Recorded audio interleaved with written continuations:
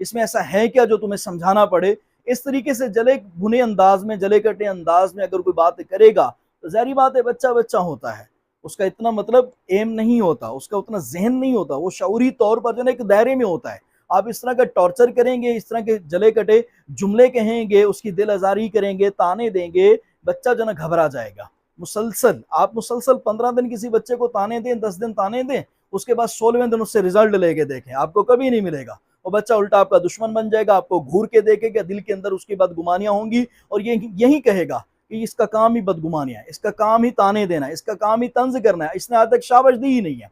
तो ऐसे बच्चे जो है ना वो, उनको आप कोशिश करें कि उनको ताने मत दें।